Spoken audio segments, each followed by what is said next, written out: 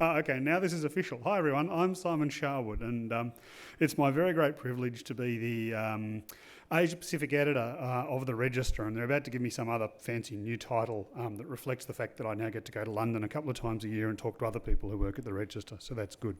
If anybody wants a Reg sticker, I've got one here today, direct from London, and if anybody asks a really good or cunning question, I have a very, very rare Vulture Velo Register cycling jersey here today. So you too can look all sweaty and skin tight if you've got a really good question today. They've asked me today to talk about the sausage machine of IT journalism. And because I'm rubbish, I haven't quite prepared slides, but I can talk about it. Here's the not quite a slide that I made. And what I thought I'd do is kind of talk you through my day. And my day starts at a stupid hour because my body clock hates me. And so the first thing that I do in the day is I check my email and I get a whole bunch of press releases sent to me from around the world overnight. And somewhere on this not slide, now what's to do the whole Wi-Fi thing? Now it's giving me the beach ball. This is good TV, isn't it, Alistair? Compelling stuff.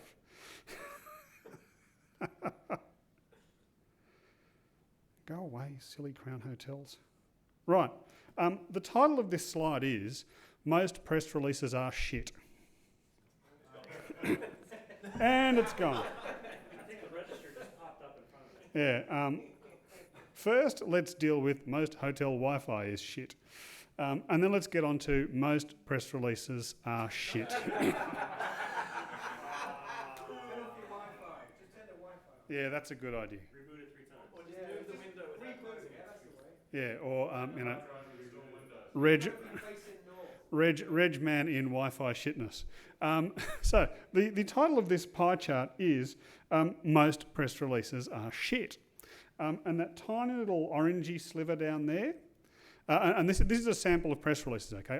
I'm kind of in a constant state of near war with the public relations industry for not knowing my name, not knowing where I live, not knowing how to spell HTML, and just generally charging $250 a week, $250 an hour for basically for basically cold calling. So my morning starts with looking at press releases. And so I've got this little form that I use to rate them. I've been doing that for about the last 3 weeks. Of the 80 odd that I've sampled so far, 36 are just not something I'm going to do. Okay, so this is vendors paying people $250 an hour to pitch rubbish at me. So this morning, I got one about an exciting new barbecue technology. I kid you not. The stuff we get is just amazing. The bigger wedge there is stuff that it's probably about IT and might conceivably be something that I could one day write about, but which just isn't news. And then there's 2 out of 84 that have become a story or a part of a story. So, you know, when you say, gee, I wish the media would get up off its arse and do X, well, our inboxes are wasting our time from the very first moment of the day, and that's what Vendorland does to us. So as I progress through my day, I get to the office and I drink coffee, and we then start networking among ourselves and among folks like you looking for news. I'm an RSS guy. I'm still mourning the sad decline of Google Reader. I can recommend the old Reader, which costs you $20 a year and basically clones Google Reader. And we start to figure out, what's actually going on in the world. And the places that I look for that, more often than not, are places where people like you are having conversations. So that could be Stack Overflow. It could be Spiceworks, it could be blogs, it could be Reddit/sysadmin or Reddit/virtualization, and Hacker News helps. And we start to figure out, what's actually going on out there. And as the sausage machine starts to grind through all that content, what we're looking for is something that either, we just kind of have to have, There's a phrase that gets bandied about in journalism at the moment, which is we used to write about what was in the public interest, and now we write about what the public's interested in. And the magic of Google Analytics is such that we now know what you click on and what you don't. And so we have to walk this kind of really fine line between giving you a constant stream of the Internet of Things relating to Kim Kardashian's butt versus the stuff that's going to create an environment that advertisers actually want to be in. Now, one of the reasons I now get to fly to London a couple of times a year is the Register late last year resolved very, very firmly to stop writing about Kim Kardashian's butt and to stop writing about stuff that brings us interesting audiences of climate change trollers. Which, look, trust me, if you want to find some controversial climate change and write about it, you'll get it out there, and boy oh boy, will the clicks come. We were having an internal debate a couple of days ago. Business Insider UK sent a guy to drive into the car park of Apple HQ in Ireland. And security immediately came up to him and said, "Who are you and what are you doing here?" And the result was kind of a photo essay of a guy taking the photos of Apple HQ that you could get from the parts of the car park that security will let you into. That did 250,000 page impressions. That's that's a result that the Reg gets a number of times a year, but it's a hit. That's a hit story for any online publisher. Is getting that. So I got to go and hang out in more car parks. Any of you guys got good car parks? This is the media environment that we live in at the moment, and it's kind of weird. So through the morning, you know, myself and my colleagues here and in San Francisco, we're kicking things around, you know, what's news, what's not. But more importantly, we're trying to add value to it. Because there's a whole bunch of news outlets out there, and we can all tell the basic stories. And what we try to live by is, okay, what can we notice in a story that lets us add value, or what knowledge can we bring to the story that lets us add value and tell a more interesting story? Give you not just the news, but hopefully some insight, hopefully some commentary on it as well. I think we're getting reasonable at that in a number of fields. I've now been watching VMware for about 7 or 8 years, so you know, whilst I would never claim to be a technical expert on VMware, I can certainly figure out, you know, when they're reversing, when they're changing direction, when they're bullshitting. And as I start to look, you know, to how you can add insight, how you can add value to things, you ask questions of people you've come to know and come to trust in the field. So there was a moment last year where VMware made it possible to have portable licenses brought into Evo Rail, and there was a person in this room who helped me understand that previously licenses hadn't been portable, and this was one of the reasons that Evo Rail cost so much and was a dog and got buried quietly 2 weeks ago. So we're trying to tell the real story and not the shiny, happy story. So this is how we spend a lot of our time through the mornings. If we're lucky, once or twice a week, we then get to go to lunch. And lunch is where things get even shitter. Anybody from Veeam in the room? Sorry? No? Good. Okay. So Veeam released their, I don't know what they call it, Global Availability Report a couple of weeks ago. And in the Global Availability Report, they survey, 500 CIOs from all around the world, and they came to the amazing conclusion that having data available is really, really important, and that if data isn't available, that's bad for business. And businesses are waking up to the fact, therefore, that IT is a really strategic part of the business. And yeah. Yeah, I mean, this wisdom is out there for you, and it's given to me over actually a really nice piece of kind of slow roasted Wagyu, which I can remember. Now the weird thing is, yeah, pretty much, because I mean, you know, hands up if IT's amazingly strategic role and the importance of keeping data available is news to you. Okay, hands up if those things were news to you in 1995. And this is kind of my point. What goes into the IT news sausage machine is actually a lot of really tired stuff around a lot of really well-known facts that people should really know. But you know what? The 22-year-old from the Channel publication on the other side of the table hasn't heard this before and gets pretty excited about it. And the 22-year-old from the Channel publication also hasn't quite given much thought to the fact that when some telemarketing company rings up and says, "Hello, I am a researcher, can I speak to your CIO?" they're not actually getting the CIO on the phone. So there's a lot of media out there that will swallow that whole. We're a bit old and grumpy, so hopefully we don't. So hopefully there are, some things that get put into the sausage machine that even we reject. Now, the Veeam lunch was actually pretty good. In a way, and not just because of the Wagyu, because they actually knew a little bit about the topic of backup and recovery. A few years ago, I went to an event hosted by Crone Data Recovery, and they'd done the same thing. They'd rung up a couple of hundred CIOs, and they'd discovered that on some occasions it took as long as 4 days for data to become available after an outage. And this was terrible and this was unacceptable. And this was a number of years ago. This was before disk backup was really big or really mainstream. And so I asked the guy, what was their recovery time objective on this data? Because I was thinking to myself, still in the age of tape, if it's archival data, you don't need it back online in a hurry. So I asked, did you ask your CIOs, what the recovery time objective was? And his answer was, what's a recovery time objective? Yeah.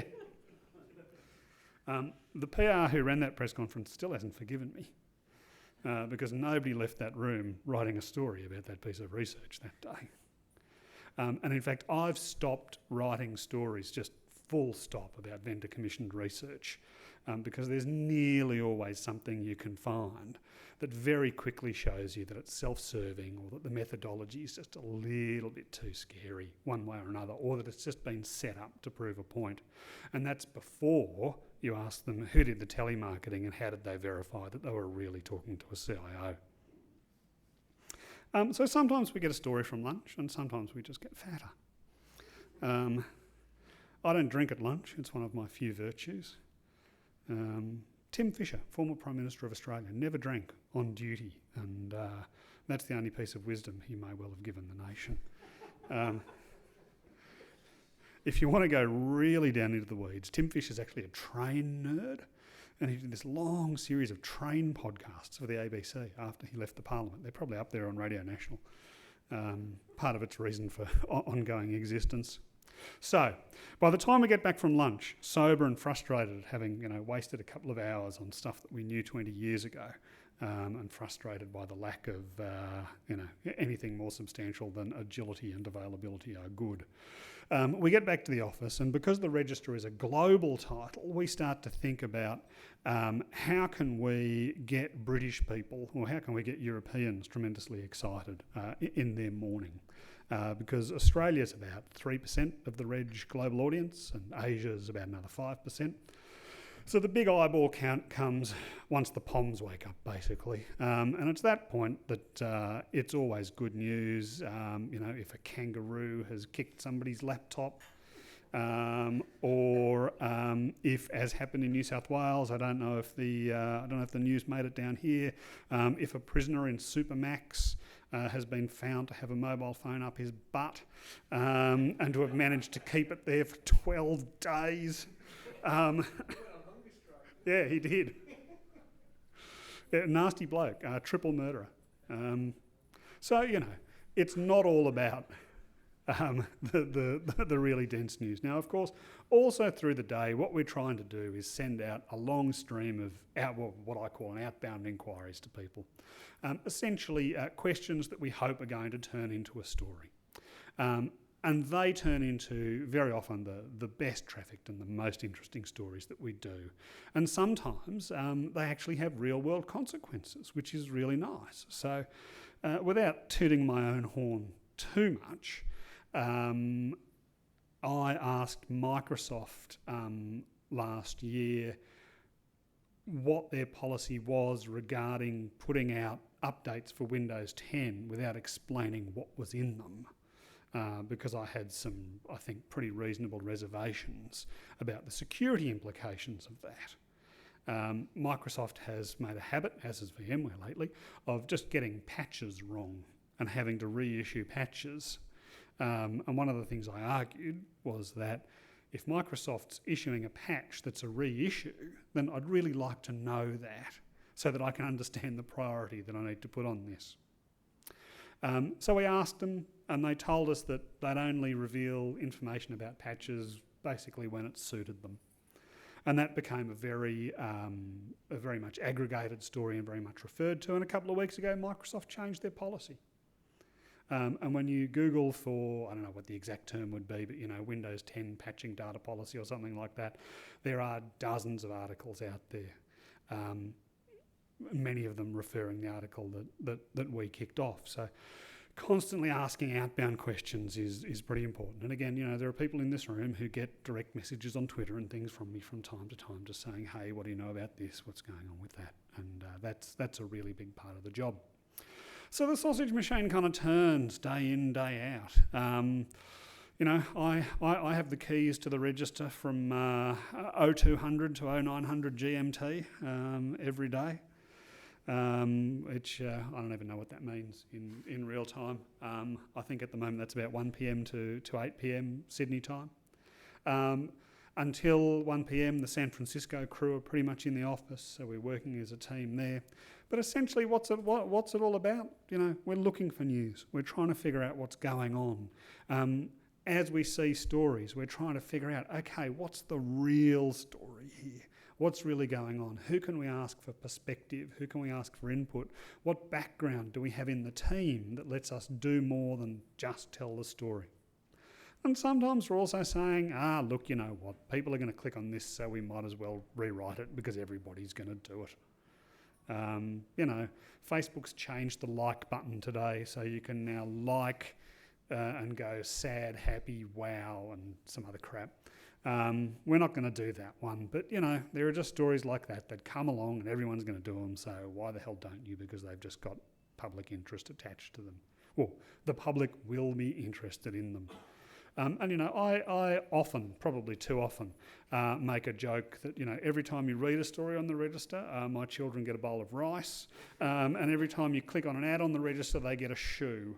So, please click on 2, because because they're growing pretty quickly, and they don't like to hobble. And also my son's just gotten to the age where, he's starting to appreciate expensive sports shoes.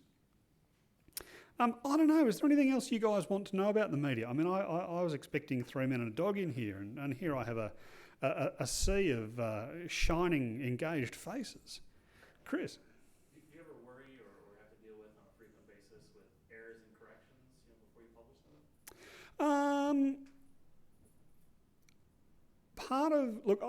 I've been doing this for 20 years, and before I joined the Register 4 years ago, I spent 3 years working in a very small publishing environment and 8 years self-employed. So when you're self-employed, it's all about giving your editor the least hassle imaginable. So I'm pretty rigorous in internal fact-checking, and just as you go through a story, you kind of say to yourself, well, hang on, can I actually say that? Pull back, modify the language, or go and get data points that prove it, link to something that proves it. Do we get requests for corrections? Yeah. Today Amazon Web Services gently let it be known that my description of Spotify as going all in on Google Cloud wasn't correct because they're still going to be using S3. People see that story yesterday? Yeah, Spotify has decided doesn't want its own data centers anymore. putting a lot of money into Google, but they're still going to use, what's Amazon's CDN called? Cloud something? Cloudflare? Cloud Spaff? Anyway, whatever it is. They're still going to use Amazon for CDN and for S3. And I hadn't got that detail right, so we quickly made the change. But yeah, we change and correct, and that's the right thing to do. And if we've really buggered it up, we'll admit it. If it's a little detail like that, we can rewrite the story without it doing much harm. And I think, the main thing that I'm always thinking is, how do we serve the reader? And I can make terrifically obscure puns about bicycles or science fiction shows I watched when I was 12. And a tiny portion of the audience is going to get those. So you try to go wider, you try to be more relevant to more people. But because it's the register, if we can get a good bum joke or pun in there, then we'll certainly go for that as well. I was reading an article in The Guardian recently talking about the restructure in The Age, and The Age's historical approach to digital was like, just get as many visitors as you can, just page impressions, and they've realised that that has issues with Kim Kardashian articles, and now they're moving towards a membership or subscription model. Do you think we'll start to see that in online and technology pieces? Look, there's a few technology publications that have offered a kind of premium membership. $50 a year and we'll get rid of the ads. It's something we've considered, but frankly, a pretty high percentage of people are already self-selecting out of ads by using ad blocker.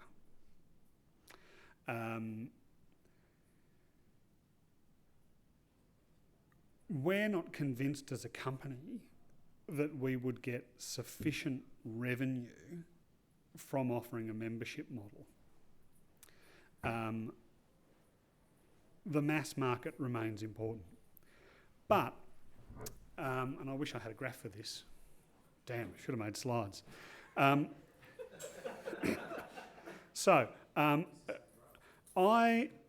noticed in a Microsoft blog post last year, it was an Azure blog post that said, by the way, it was something about Azure's own SDN. And about 10 paragraphs down, and it said, and we built this on a custom Linux, which I packaged up as Microsoft has built its own Linux, full stop, repeat, Microsoft has built its own Linux. That did comfortably more than 1 million page impressions, but most of it was driven by /r/Linux on Reddit. And those guys that come in from Reddit, they're in, they read a story and they're gone and you never see them again. Now, we used to chase traffic like that. And you feel like a big swinging dick when 1 million people read your story that you were clever enough to notice first and to package up in a way that got people clicking. But ultimately, that's not valuable traffic when what you're selling to advertisers and to marketers is an engaged technical audience that wants to spend $100,000 on, I was going to point at Craig, $100,000 on flash storage arrays. Does that answer the question? Yeah.